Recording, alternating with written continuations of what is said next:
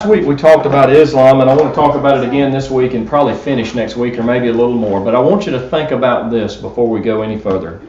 It's easy for us as Christians, we grew up around the Bible and hearing about Jesus Christ as kids and all. It's easy for us to read, and I'll point out I'll read some things right out of the Quran again tonight. It's easy for us to be a little bit laughing and snicker going, that's stupid. That's not the right way to be. The end of our goal, if for me at least, and you decide for yourself, my whole thing is to warn y'all about what I think the danger involved. But do we know any man or woman on this earth's heart?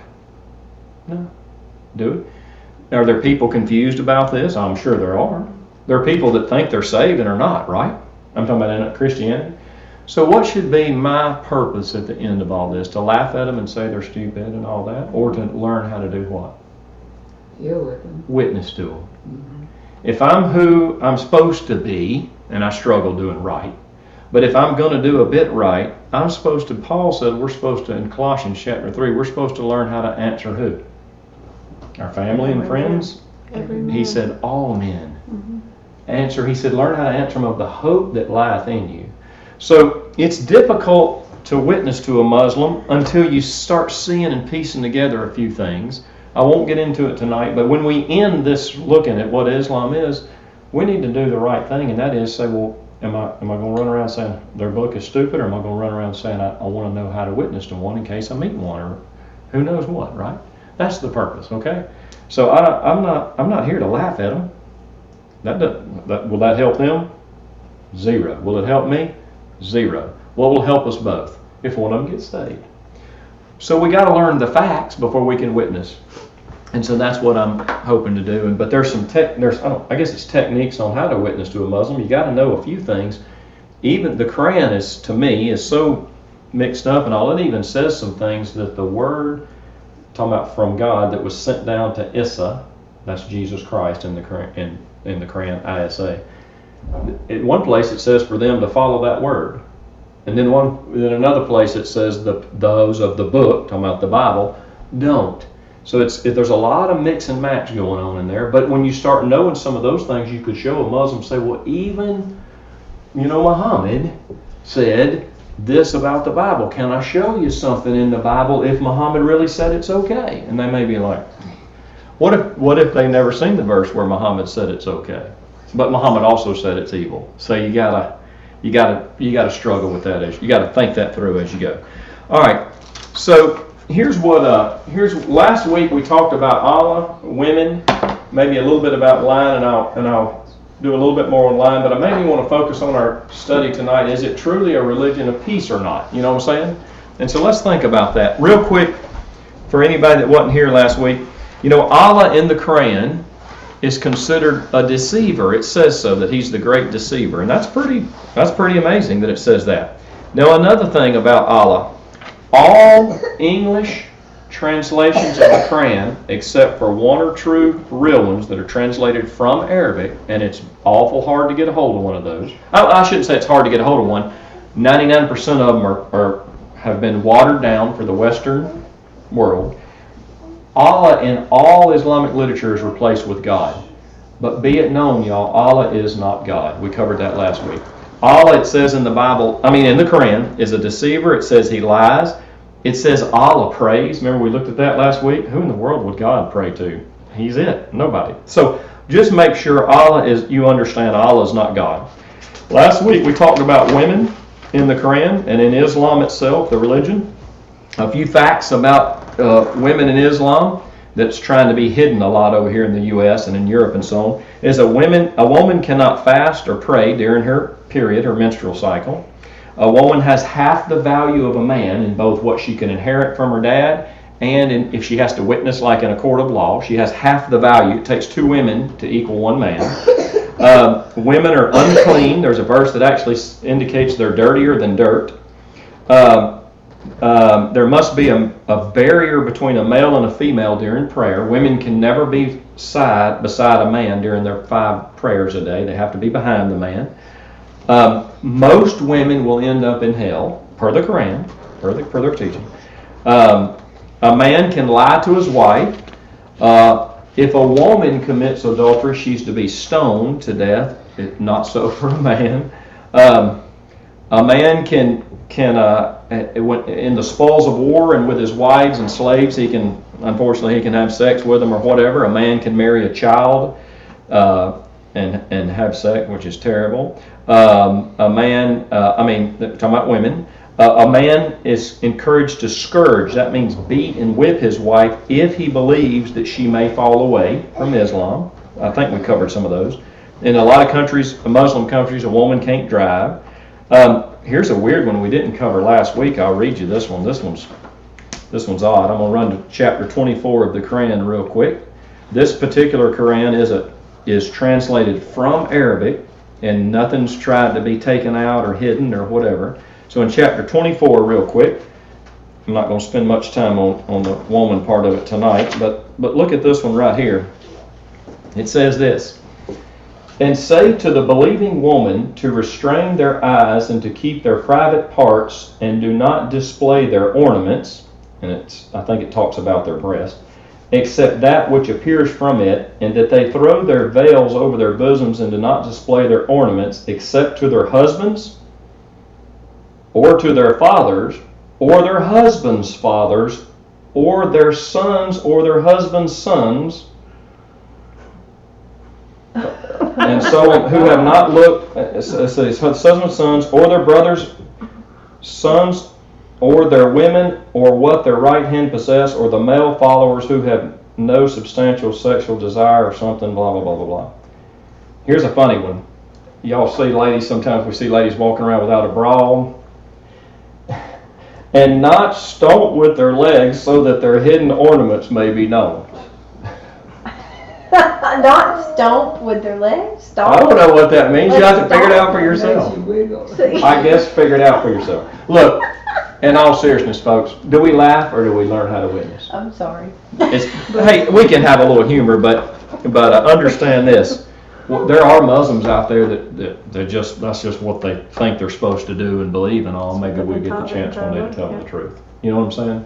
Let's A fill them lot of up. them probably haven't even read all that stuff. They have not. Most of them have not. Most of them don't have a clue what's in a real Quran. In fact, U.S.-born ones who never have learned to speak Arabic, just like you and I can go to the store and get a bunch of different versions of the Bible, they can go to the store and just pick about 10 or 15 English translations of the Quran, and it has, I'm about to tell you in a minute how they get there, it has all kind of soft stuff in it that feels good and is nice and kind. So let's don't be foolish about our approach here. Anyway, I'll read one last one, then we'll move on. About women, I just wanted to update you a couple I didn't do. And I'm going to go to chapter 33 and verse 50 of the Quran, and it says something about Muhammad. Muhammad had it kind of laid out special for himself, you'll find throughout these things. Let's see if I can find. All right, it says, I'm in 33:50. "O you prophet," it's talking about Muhammad, "surely we have made it lawful for you, your wives whom you have given their wages, and those that your right hand possesses." Remember that last week we learned that meant slaves and so on. "Which Allah has granted you, and the daughters of your paternal uncle, and the daughters of your paternal aunts, and the daughters of your maternal uncle and maternal aunts, those who immigrate with you, and a believing woman, if she gives herself to the prophet, if the prophet desires to have sex with her, this is a privilege for you, but not for any other believers." So Muhammad, all the daughters of his uncles and so on like that, and when it says those who immigrate with you, that means somebody from another country or religion that came over to be with you in Islam, or your slaves. So Muhammad himself, had special privileges. And one thing I've learned in reading this book, you start learning there's a ton in it about what he had on his brain. It was like, it comes out in a lot of the chapters. It's about what you can do with your women and you can't and all. It's kind of... What about somebody that is reading the Bible and is saying, or whether it's a Muslim person or somebody that maybe doesn't believe everything the Bible says, or an argument that they could say is okay, well in the Bible it talks about women not necessarily the same way, but there's if you think that your wife is cheating on you and she's carrying a child, you can make her drink this drink and she will not have the child, and like That's in the Bible? yeah, and like in Leviticus or Numbers in the beginning, like they I can didn't know make that, them yeah. drink a drink or something. Yeah, but there's like just small little things. I don't think it obviously says it as in depth, but like Sure. somebody could compare and say like, well, the Bible has this and the Bible has that. So what I would, if somebody said that to me, I would take them to this. I would take them to, and we got to get to that. That's a good point. If we get to it tonight, we'll have time. We got to get to the point, because here's what else they say. In the Old Testament, there was Yeah. tons of killing. Yeah, that's what I'm saying. We'll get to there if we can. But what I would say, if somebody said that to me, I would take them to this right here real quick, and then I'd move on. I would say, here's what I'm taught to do. I can make myself turn there. I would say, husbands, love your wives, even as Christ also loved the church and gave himself for it, that he might sanctify and cleanse it with a washing of water by the word, that he might present it to himself a glorious church, not having spot or wrinkle or any such thing, that it should be holy and without blemish. So ought men to love their wives as their own bodies. There's no wiggle room there. Yeah. You can beat your wife right here if you think she's going to leave Islam, just because you think it. You see what I'm saying? A woman here has half the value of a man. A woman can't drive in some countries. A woman can't witness. A woman has, unless there's two of them, a woman has to be behind a man in prayer. If a woman's in her menstruation cycle, she can't go to the mosque and pray. Love. Now this cuts right to it. Love. So ought men to love their wives as their own body. What man's going to beat up or hurt his own body, right? That's how much. And he's supposed to love his wife the way Christ loved the church. What did Christ do for the church? God on the cross. Gave himself for it. Would your husband run out in front of a car to knock you out of the way and get run over himself? Is my point. I'm not. I don't. You know what I'm saying? Yeah. Would a Muslim man die for his wife? Not if he goes by the rules. So we got to get to that point. What you said, because they say, well, the Old Testament has a lot of killing in it. Real briefly. All the killing in the Old Testament was orchestrated and approved and called for by who? God Almighty. Every killing in the Old Testament, the flood, God said because of their sins. All the killing in Islam we're about to get to tonight in the Quran is because, it's only because, has nothing to do with sin, the people who won't convert to Islam. There's a huge difference there. Mm-hmm. We're not God. We can't decide who gets to live and die. You know what I'm saying? Yeah. So we'll get to those. Good question, Michelle. So back to the woman thing. I was going to read you this one verse. Hopefully it gives you comfort. Women being less. I'm in Galatians chapter 3, verse 28. It says, I'll read this one verse and we'll move on. And guys, I'm not taking the time to do a lot of comparisons to the Bible. I will if we need to, but I hope we have some general thinking of the Bible. We've been learning and talking. In Galatians 3, verse 28 and verse 27, it says, or let's go to 26. For ye are all the children of God by faith in Christ Jesus. For as many of you as have been baptized into Christ have put on Christ. There is neither Jew nor Greek, there is neither bond nor free. Now look at the next passage. There is neither male nor female, for ye are all one in Christ Jesus. Do I have higher value than my wife in Christ Jesus? Is her soul just as important to God as my soul? Mm-hmm. Absolutely. Absolutely, 100%. And so, is her witness just as important as mine if she witnessed to it? Does it take two of her to match my witness? And on down the line. And so there we go. All right, and so let's go ahead and go. So tonight then, let me hit a couple more things. We talked about Allah, we talked about women. Let me cover a couple more things about lying in the religion of Islam that we didn't have the chance to get into last. And so lying is called in the Arabic word, and I probably won't pronounce this right. It's so lying is this word right here. It's T-A-Q-I. It's T-A-Q-I-Y-Y-A. And I think it's pronounced taqiyya. Taqiyya. So taqiyya is allowed in Islam. And say, well, when is it allowed and what does it mean? Let me hit a few highlights of it if I can. All right.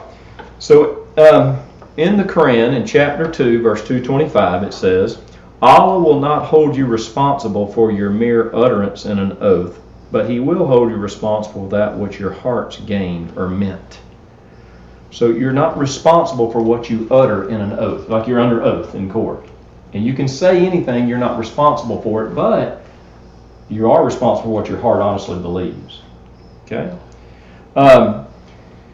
So I'm going to read a couple of these and we'll go. So I'm going to go to the Quran in chapter 16, verse 106. If I can find my way through here real quick. Okay. And it says, I tried to mark all these before we got too far along.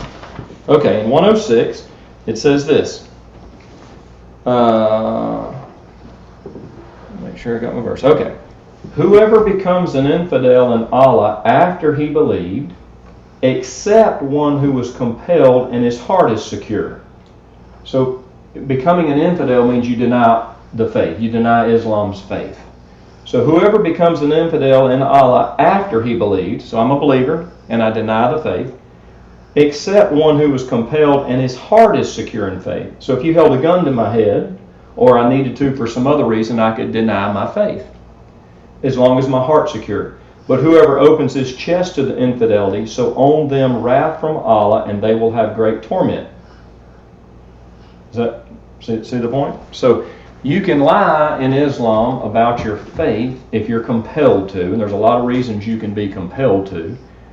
But as long as your heart's not right, doesn't change. I hope that makes sense. All right, in chapter 3:28, it says, okay, believers do not take the infidels for friend. An infidel is anybody who has not called out the Islamic creed. Okay, and what is the creed?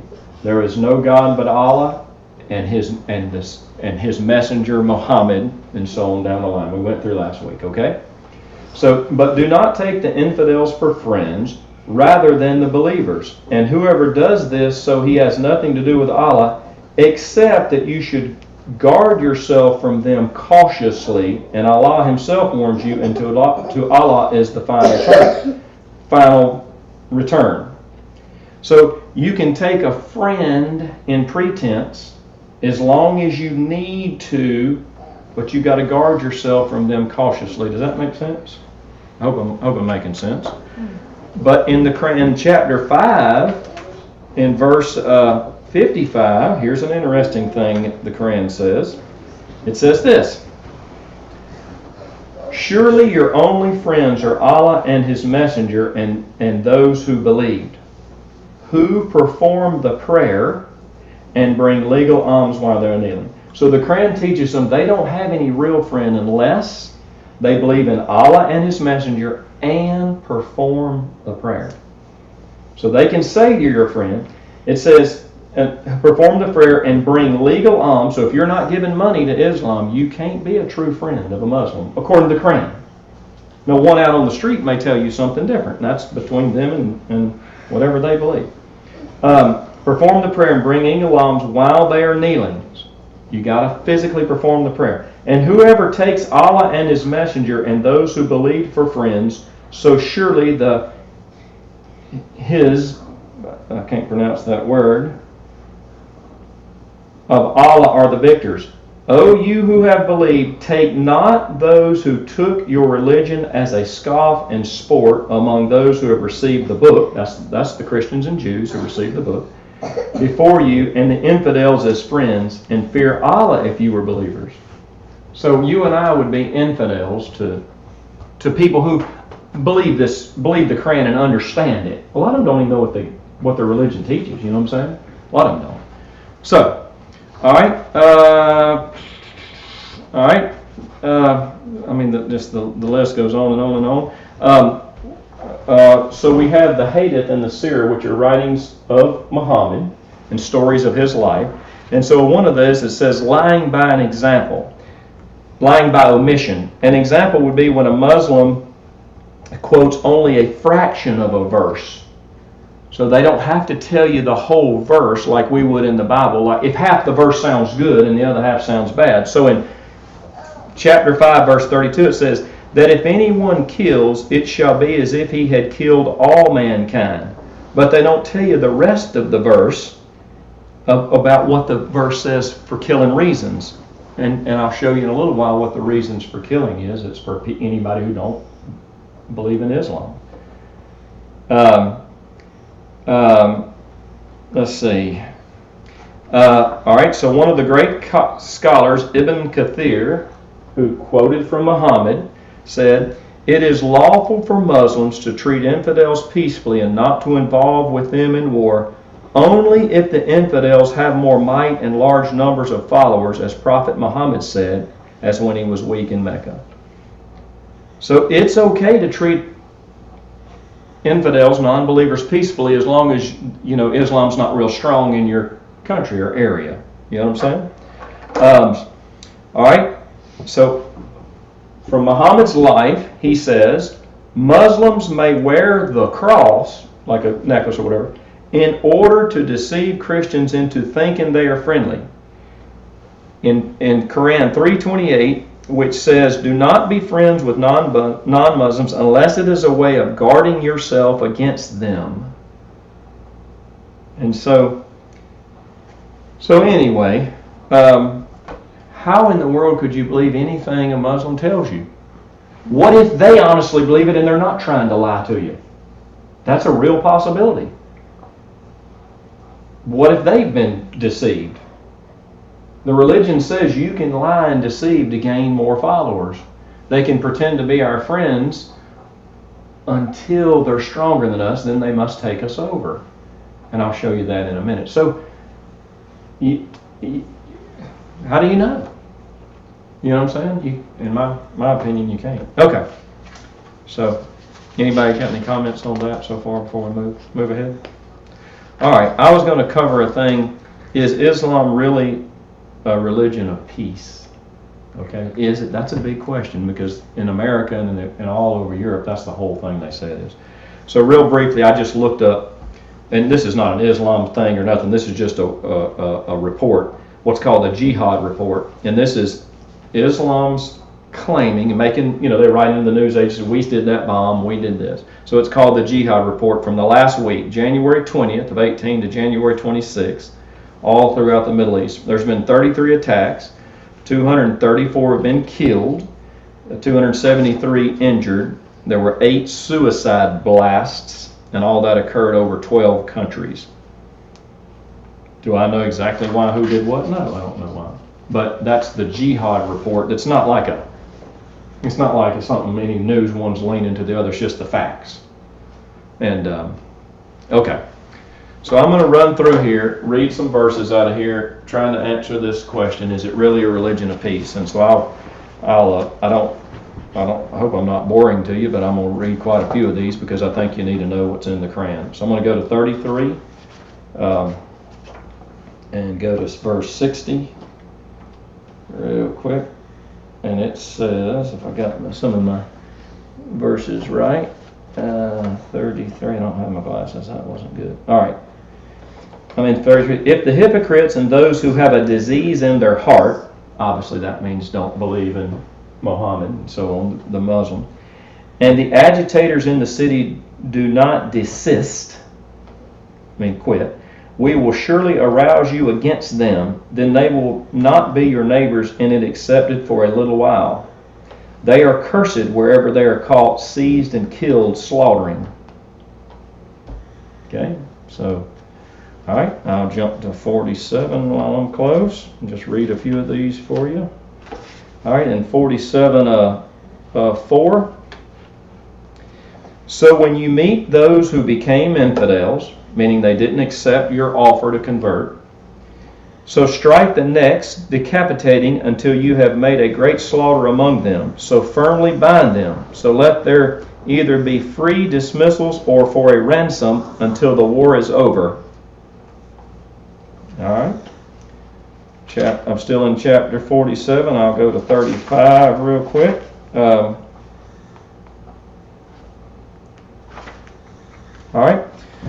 So do not be weak, and do not call for peace when you have the upper hand. So remember, once you get enough strong. And Allah is with you, and He will not leave you, and He will not leave from you for your works. Okay, so on down the line. We'll go back to 8 real quick. There's a few in 8 I wanted to show you. 8, chapter 8, verse 12. Okay, chapter 8, verse 12 says, when your Lord revealed to the angels, I am with you, so make firm those who believe. I will cast a terror into the hearts of those who became infidels. And if I need, I'll show you in a little while or tomorrow, next week, what truly an infidel. All an infidel is somebody who doesn't submit to Islam. That's all it is. So strike above their necks and chop off every finger from them. This is because they have opposed Allah and His messenger. And whoever opposes Allah and His messenger, so surely Allah is severe in the punishment. I want you to remember who's Allah's, if you oppose Allah's messenger, I want you to remember who His messenger is.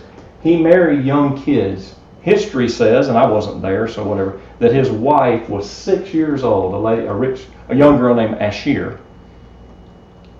I read y'all last week, they can marry child who haven't even started their menstruation yet. This says, now I know you're not going to run into a Muslim on the street that's going to read this and go, oh yeah, I believe that. I understand that. But I want you to, let me ask you this. If you want to know what a real Christian is, I'm not saying what all these churches say. What do? You start reading the Bible and figure it out. If you want to know what Islam is, I don't know whatever Muslim is. I don't know what's in their heart, right? Maybe we'll get a chance to witness to one day. But the religion says, okay, if you don't, it says, this is because they have opposed Allah and His messenger. Whoever opposes Allah and His messenger, so surely Allah is severe in the punishment. One, Allah is not God. I hope I've shown you that. But Muhammad is His messenger. And if you oppose Him, okay, I'm still in chapter 8. I'm going to jump ahead to, I'll read verse 15 while I'm right there close. O you who have believed, when you meet those who became infidels marching, do not turn your backs to them. And whoever will turn his back to them on that day, unless he turns away strategically to engage in war or to rally some other group, so indeed will return with wrath from Allah, and hell will be his abode, and wretched is the final place. If they meet up with a person who's an infidel and don't fight him to kill him, they themselves end up in hell. Did you catch that? Let me read it again. Like a lot of people. Let me read it again. O you who have believed, when you meet those who became infidels marching, do not turn your backs to them. So a believer, if he meets an infidel, don't turn your back. And whoever will turn his back to them on that day, meaning a Muslim turns his back on a non-believer, unless he turns away strategically. In other words, if I'm a Muslim and I meet somebody, I can sneak around, I can run away from them, planning to come around the backside and attack. Unless he turns away strategically in war or to rally some other group, so indeed will return with wrath from Allah, and hell will be his abode, and wretched is the final place. So when it all comes to staying out of hell, here's what you got to think about, even the so-called peaceful Muslims who don't understand all this stuff. When it all comes down to it, though, they're going to think about dying one day, just like you and I, and they're going to start figuring out what this says about not going to hell. Mm-hmm. And it says a lot of things in there that they have to do to avoid that. All right, I'm going to jump ahead to chapter 30. We're still in 8, chapter 8. If anybody wants to look this up, I'm in 39. It says, and engage in war with them until there will not be sedition, and the religion, Islam, will be completely to Allah. So if they cease, so surely Allah sees what they do. And if they turn away, so know that Allah is your protector. Excellent is the protector, excellent is the helper. Does it sound like it's a religion of peace? I'm not talking about the individual people now. I'm talking about the religion. Okay.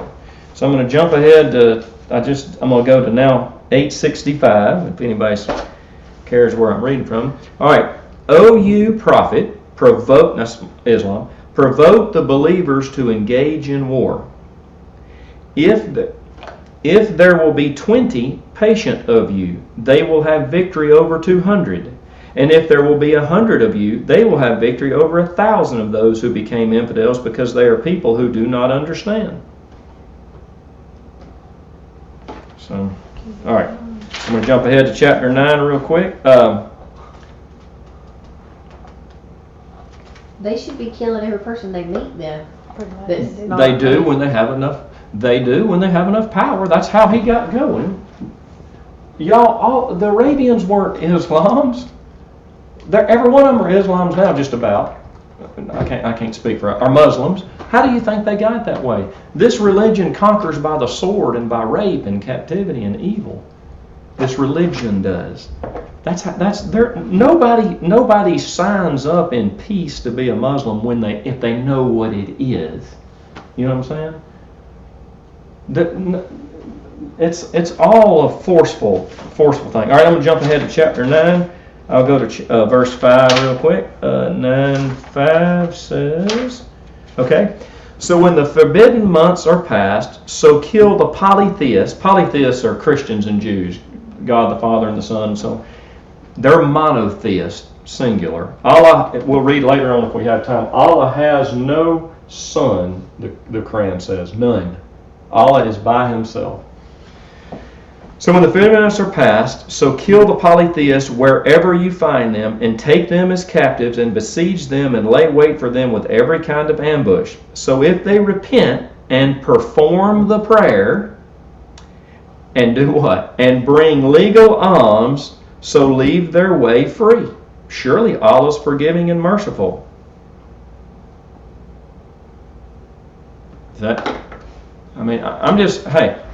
Okay. Verse 20. Those who believed and immigrated and performed jihad for the sake of Allah with their money and with their lives, of the highest degree with Allah, and those are the triumphant.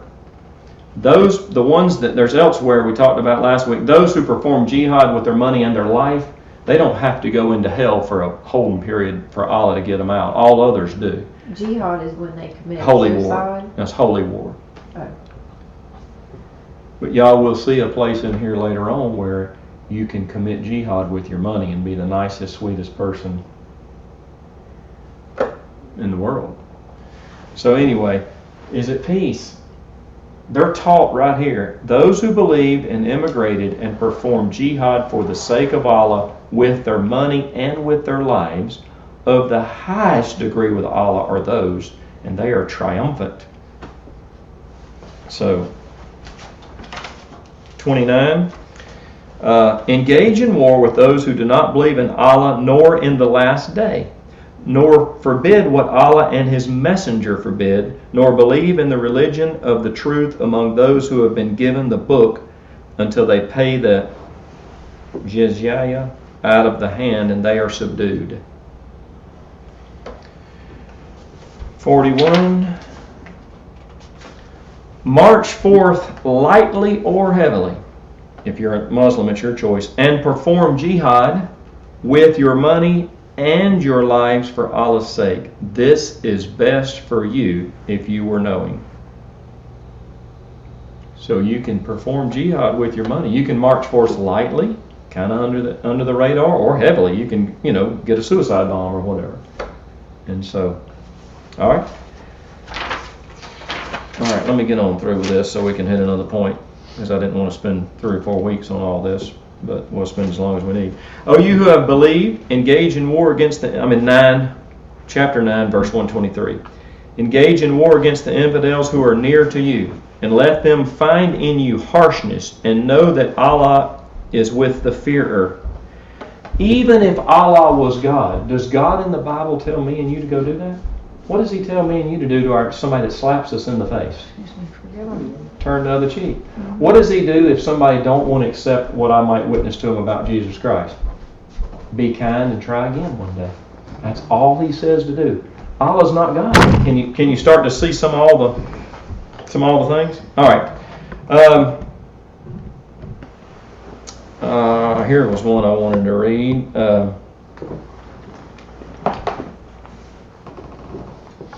I won't read all these, but they're, for those who steal, Muslims or not, they're supposed to cut off their hand. If somebody stole from you or I, what would we do? You know, of course we'd see if we get it back in some manner, but what might we do? Get a chance to witness to them one day? It'd be hard for us to swallow our pride. But anyway, all right, I'm going to go to chapter 48 real quick. In the jihad, in the Quran? What, Brad? In the Quran? Yes, chapter 48, in verse 28, it says,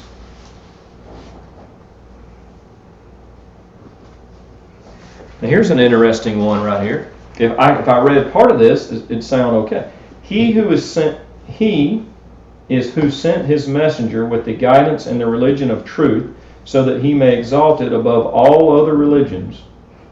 So Islam is exalted above all religions. And Allah is a sufficient witness. Muhammad is Allah's messenger, and those who are with him are severe against the infidels, but full of tenderness among themselves. So, anyway, it goes on, and it gets pretty hard. And if you're a Muslim and you leave Islam, you can't. They're supposed to kill you. In chapter 2, real quick, in verse 217, it says. All right, in chapter 2, verse 217, listen to this. They ask you concerning war in the forbidden month. Say, engaging in war in it is big, and to prevent others from the way of Allah, and to become an infidel in him and the forbidden mosque, and to get its people out from it is bigger with Allah. And the sedition is bigger than the killing. And they still engage in war with you until they apostate you from your religion, if they can. Now listen to this. Whoever apostates among you, apostate, all that means is leave the truth, leave your religion. Whoever apostates among you from his religion, so he is put to death as an infidel. So their works will be voided in this world and in the hereafter, and those are companions of the fire, and they will abide in it forever. So if a person leaves Islam, they're supposed to be put to death, and they have no way out of hell. Ooh, this guy's got a special place there, doesn't he? Well, all right. So Sad, really. So from this right here, the Hadith Muhammad's life stories, he said, and Al-Tabiri, the scholar, writes in 969, chapter 9, verse 6, Arabs are the most noble people in the lineage, the most prominent, and the best in deeds. We were the first to respond to the call of Prophet Muhammad. So obviously the Arabs are where it got started. We are Allah's helpers and the viziers of his messenger Muhammad. We engage in war with people until they believe in Allah. He who believes in Allah and his messenger has protected his life and his possessions from us. As for one who disbelieves, we will engage in war with him forever in the cause of Allah. Killing him is a small matter to us. Folks, the guy that wrote that has been in the U.S. and speaks at Islamic conventions and things in the U.S. and peaceful things. He's not a radical. He's a scholar. So you decide for yourself if it's a religion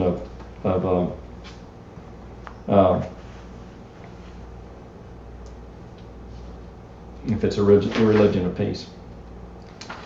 All right, I'm not hitting all these just in the essence of time, and I'm not even getting all of them out of the Quran either. There's many.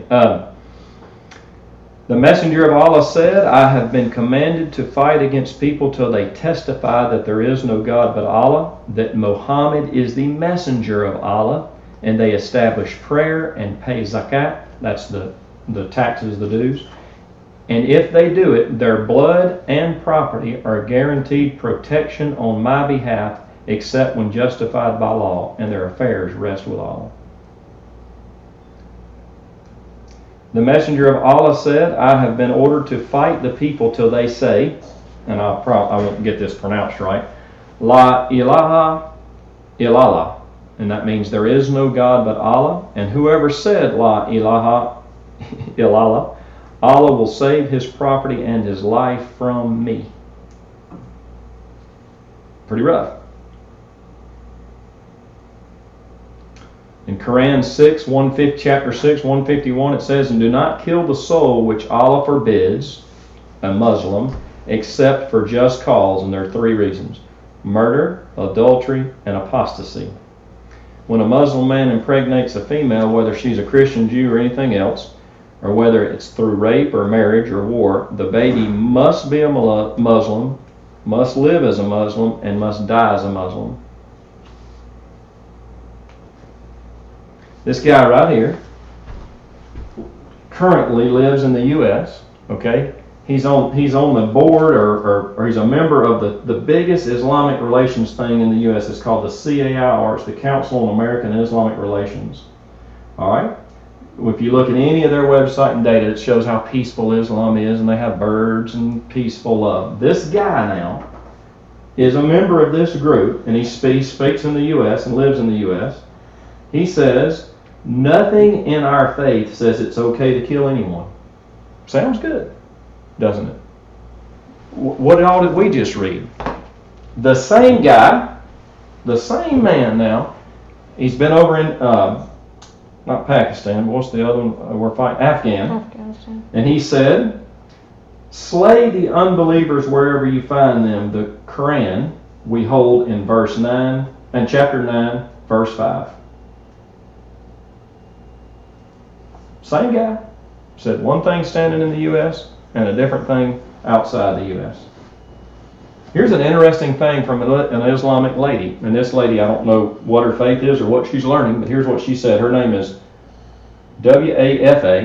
Wafa Sultan, S-U-L-T-A-N. The problem with Christians is they aren't as good as Jesus. But thank God most Muslims are better than Muhammad. Pretty serious, it's pretty profound, isn't it? This guy right here, folks, and this is just a drop in the bucket. The guy's visiting the White House when they are allowed to. The guy's speaking after these big bombing attacks that says, no, we're peaceful, we condemn those attacks. Those same people, y'all, say the opposite. So I don't know what else to I mean, there's tons others I can show you, but it's not a religion of peace. And I don't know what's in everyone's heart. How can I judge that? All right, we got a few more minutes, so let's, if y'all want to keep going, y'all want to go a few more minutes? Let's talk about, to them, what salvation is. I didn't even, I wrote it up here, eternity salvation. I intend to finish up next week, y'all, with one talking about what's the right way to witness and help them see the truth, if you can. And then 2, I was going to show you a few things to watch out for, some of the ways where they do the most of their deceiving, like maybe the lady we talked about last week or whatever, just so you have a feel for it.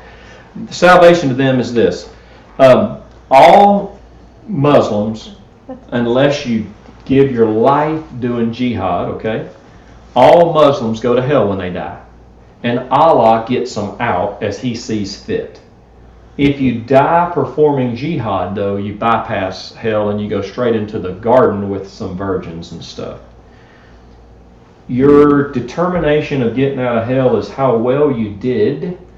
It's all good deeds, it's all works. It's how well you did on the 5 pillars of Islam, and in some cases there's more than 5, there's 6 or 7. So you lived your life on the 5 pillars, and the pillars we went through last week, they're the prayer, the money contribution, in some cases it's jihad. I can't remember all the 5 pillars. All right, so real quick. It's the same, you have to go to hell before you can get out. So I'll read a couple of those real quick. All right, I'll run to chapter 3 real quick. You know, we talk about somebody defending their faith, and they can lie, right, about their faith and everything. If they think they're going to go to hell to leave their faith, would they not lie and make it sound good and try to get you involved and all? How do you know? I mean, you can't trust anything they say or do. But in chapter 3, verse 10, it says if they leave the faith, they're hellbound and can't get back. So I can get there real quick. The print in here is pretty small. All right, chapter 3, verse 10 says,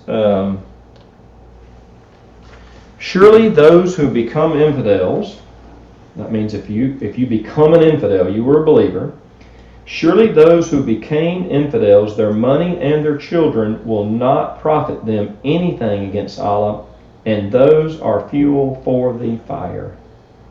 So can you see how hard it'd be for a person who's pretty strong in that to leave? It'd be tough. It'd be tough. While I'm in chapter 3, let me go to 28, which says,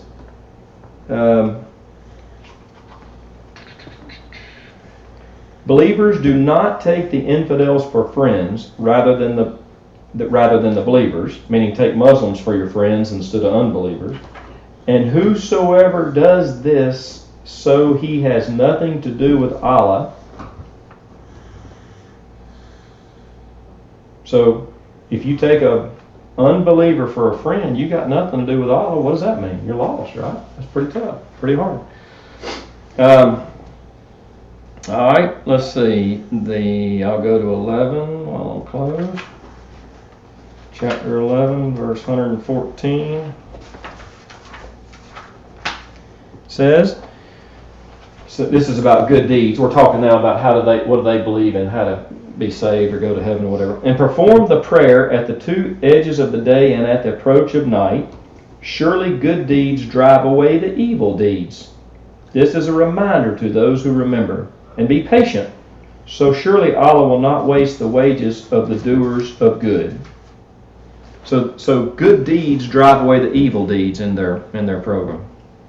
All right. I'll go one more time. I'll go back to chapter 3, verse 185.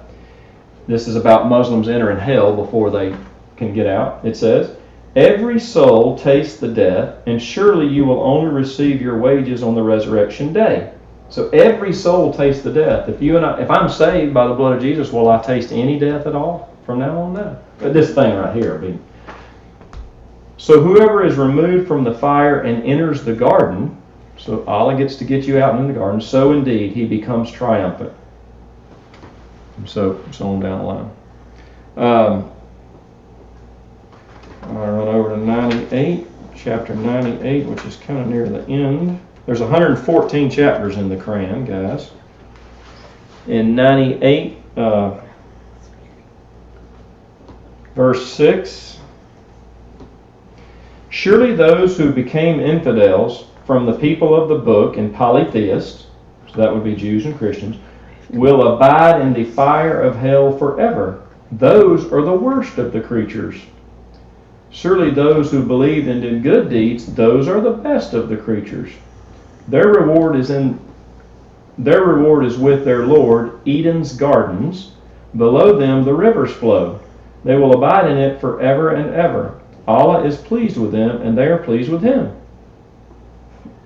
So the polytheists, the people of the book, will abide in the fire of hell forever, and we are the worst of the creatures. Here's an interesting one in chapter 11 about Muhammad's uncle. He said in verse 4,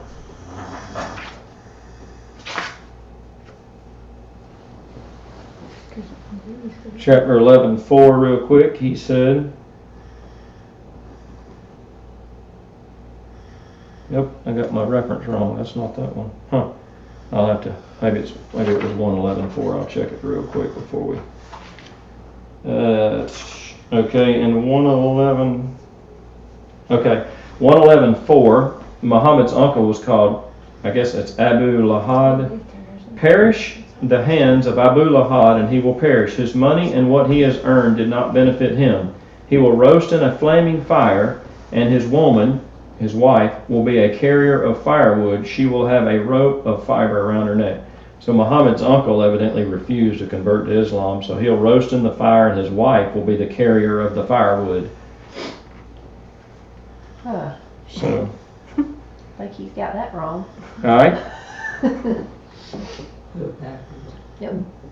And Quran in 3:169 says, and do not consider those who were killed for the sake of Allah as dead, meaning in jihad. yet they are alive with their Lord, receiving their provision. I do want to read you this one in 47.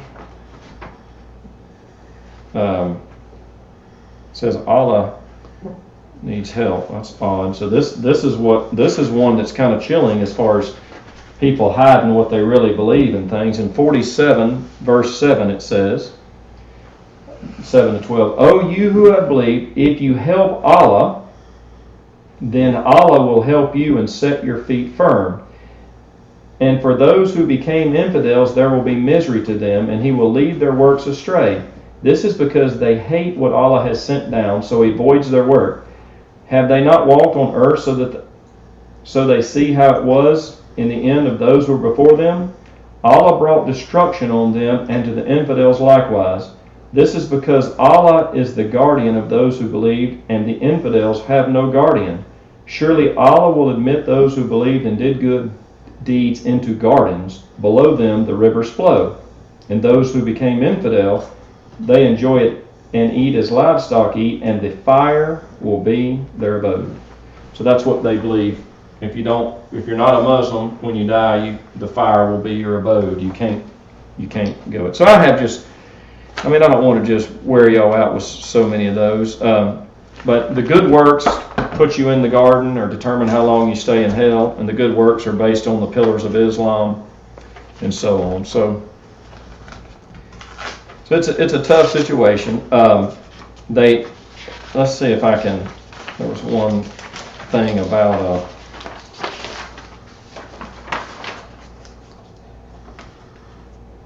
I know where it is.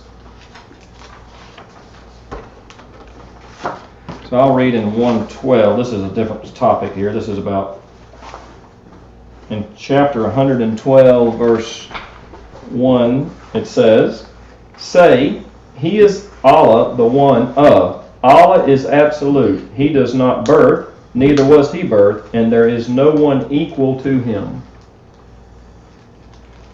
Allah does not birth. Jesus Christ is God's only begotten Son, and Jesus said Himself He was equal to God.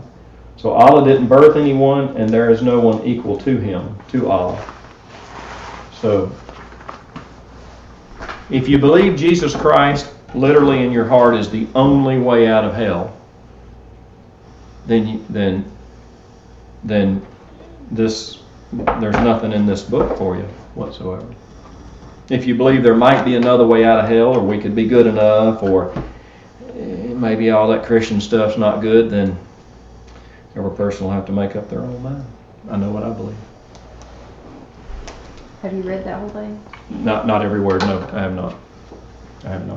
I've just been trying to look up various things and go through it and try to. There's like an index in the back, so you could look up like all the verses about jihad, or you could look up verses, not all of them, but some verses about women. There's like an index, like a Bible would have, about words.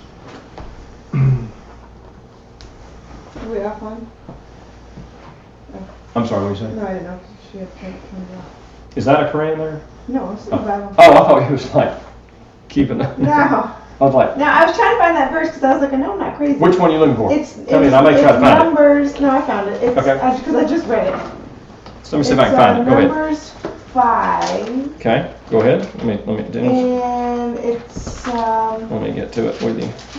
Did a Christian do this translation? A guy that came out of all that, he speaks a true Arabic. That's one of the few you can find translated from Arabic.